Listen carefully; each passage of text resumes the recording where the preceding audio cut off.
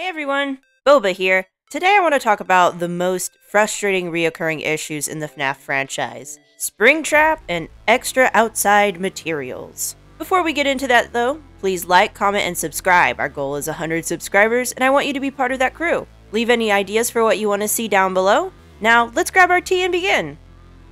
Springtrap. Where do I even begin? Now let me start by saying Springtrap is probably one of my favorite designs, especially when he was first introduced. The fact that Springtrap was a rabbit was a very clever way to usurp the common symbolism of a bunny. You know, bunnies, rabbits, they're playful, sweet, energetic, harmless. Instead, those traits were used to lure in children and, unfortunately, end their lives. Because of this, I very much liked the ambiguous lore behind him at the time. No one really knew who he was. He was just a man in the shadows, punished to suffer in the suit he used to harm so many people. We didn't know motivations, no backstory, and it was good at leaving the audience curious and digging for answers. Yes, you can write a story with a villain who's relatable, but the draw to this story was that you couldn't relate to him. People had no sympathy because he was a true monster, and everyone who saw it knew it. This was such a desired contrast from the various media sources that have been showing off villains that are redeemed or redeemable. Sometimes people just want a truly evil villain. Honestly, I think expanding on his backstory was really detrimental, especially because he wasn't used in the games very much. All the context and important things, they happened off screen, and it really left for an unsatisfying story development. I think there are really two ways that could have helped solve this problem. I think the first way they could have fixed this is if you wanted him not to be directly seen, but still have an impactful presence, you could have had him more noticeable or more frequent hints of his influence being there. For example, rather than seeing him face to face, maybe have him talking over the intercoms or the phone, making it a truly chilling nightmare. Perhaps you could see him walking in the background of characters without him coming for you. Another idea is that your player has ways to read notes of your coworkers who just clocked out. Maybe one of them is a close friend and is letting you know they're freaked out because they saw something and they're really not sure what it is. And they're too scared to tell Fazbear Entertainment since they're just not trustworthy. They don't care for their employees. Over the course of the week, the employee begins to freak out more and more till it's the final night. Instead of the coworkers writing, the handwriting changes and it says, "It's me," as the note is covered in blood. It's a way Afton can be there without necessarily being in the view, and you know something's dangerously lurking in the corner, in the shadows. The second way they could do this, and if they really wanted to ramp up the fear factor, have the player quietly interact directly with him, only once. Think of it like Pizza Simulator, where you have the chance to salvage or kick out the animatronic. Instead of just simply limply laying there and waiting to move, have him interact. Make him charming, twisting the situation in his favor, make you question these horrible incidents and if they were really true. You nearly end up sympathizing with him and almost want to help, because how could a person do these things? Make him a true psychopath who snaps when the character resists. When he snaps, have a chase scene happen, similar to the glitch attraction where you run away from Ennard. There are ways around this issue without necessarily compromising the horror of this character. Especially now that free roam is a reality, it would be easy to remake the games in a much more frightening and story-driven way, rather than being a confusing mess. All the main beats could be 100% the same. You just add in more interaction where the villain is actually a lot more scary. Now, speaking about a confusing mess, though FNAF has always had an overarching storyline, it's all over the place. And this is even more true since the games took place in different parts of the timeline and didn't mesh very well. The story is so convoluted and confusing that most people can't even make heads or tails if they're a casual player. Heavens, it takes a group of various theorists to even begin to piece it together, and everyone comes to a different conclusion. As I've said time and time again, well-written stories should allow the audience to be able to determine what's going on to some decent degree without the need of external materials, such as books, metadata, and posts from the creator. Yes, they can help expand the fictional universe, but not confirm or deny large facts about the game. That's poor writing at best and a money grab at worst. What's really kept the fans coming back to these games for the last 8 to 9 years isn't the well-written story, but rather the theories and speculation, the mystery. And while a mystery is good, you can have mysteries with fleshed out stories woven together. Another issue is we shouldn't expect the same ending to every arcing story. Afton has come back just too many times. It's come to the point where the community has just named him Peepaw or is just genuinely frustrated. Now, when it was discovered he escaped Fazbear Frights, it was thrilling. We wanted to know more.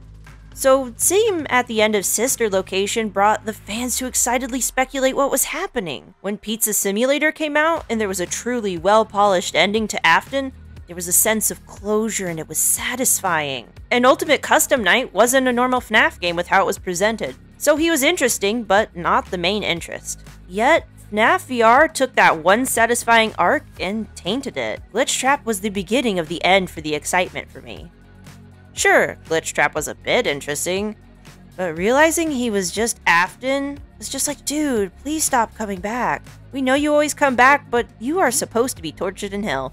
It was forgivable though, since Vanny was set to be the next successor. Yet when Security Breach came out, that was basically washed away. Afton came back as Magic Crispy Trap and Vanny was just a disappointment. Don't do that. Don't pull a Death Star. If you're gonna follow in the footsteps of previous stories, follow it in a way that's new and hasn't been explained before. So extra required materials that change everything. Oh boy, what a fun topic. So you remember how I've talked about Springtrap and that literary nightmare of a character? Take everything I've said and be ready to toss it out, because now potentially the story of the games has a whole new meaning. Because now the story of the games as a whole can make much more sense if you read the book series. These aren't little details sometimes, these are huge info dumps that can drastically alter the view of the games. Things like earpieces that make you essentially invisible to animatronics, Remnant and how it's used, why William Afton didn't die, what happened to the original animatronics after they were destroyed by Afton, the introduction and explanation of illusion discs, explaining why Funtime Freddy is constantly around after Sister Location, that Gregory is a master hacker and potentially named Dr. Rabbit, and what that could imply, and why the behavior of the Glamrock animatronics is different than from how they used to be, and introducing a new antagonist that we would have never known about just playing the games. Some of the things that are listed are more important than others, but I think they all require some sort of explanation, because had I not read the books and graphic novels, I would be 100% completely lost. I think the one that I'm going to talk about is honestly the one that's changed how I see the entirety of Security Breach, to the point that the entire game was flipped on its head. It all comes down to Mimic 1. Through the Tales of the Pizzaplex, we learn about Mimic 1. Originally, he was designed to take care of a kid by mimicking the father and tending to the child while the father was away. Mimic 1 would eventually find itself being beaten by the father after the child dies in a car crash. This causes Mimic to become violent. It was just mimicking its creator. It began to replicate everything it saw as it was intended to, even going as far as to dress up as the other animatronics, and doing as they did. After being captured, Mimic got out of hand, and ended up controlling something called the Storyteller. That's what caused the Glamrock animatronics to spin out of their normal program behaviors. It wasn't Vanny. As the stories continued, it became clear that neither Vanny or Afton was the real villain.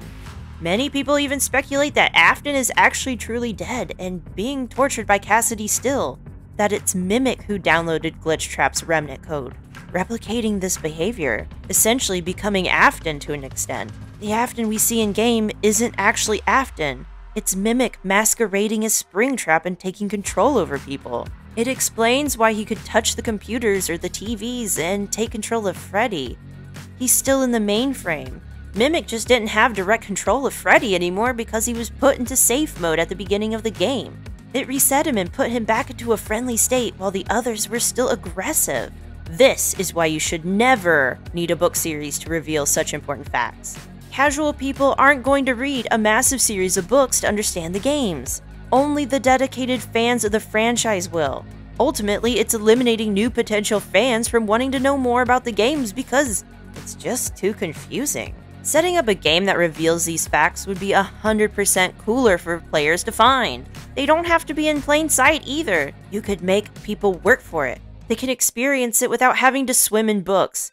I don't even have all the books because there's just too many for me to sit down and read them all in one shot.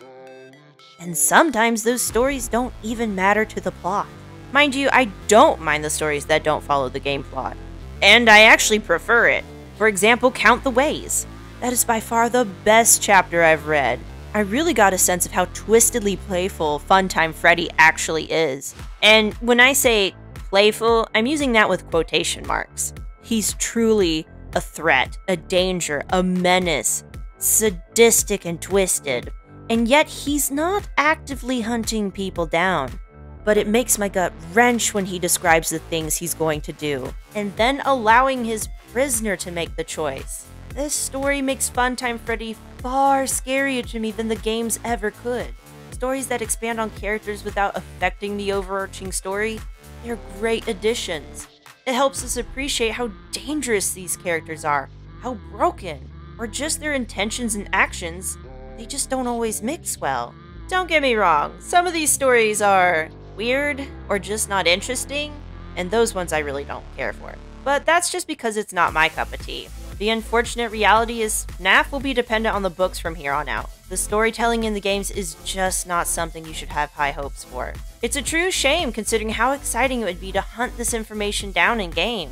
You know, we used to have secret challenges, death minigames from arcade machines, and other mechanics. We used to have notes hidden on walls and flyers. Every piece of it now has become convoluted, and I would have liked to try and find it on my own in the games. Mimic 1 would have been such an interesting plot twist, but now casual players are going to be confused, and I'm quietly expecting he's going to be in the Ruined DLC. That should have just been something we were figuring out on our own. But we'll have to wait and see. Maybe I'm completely wrong.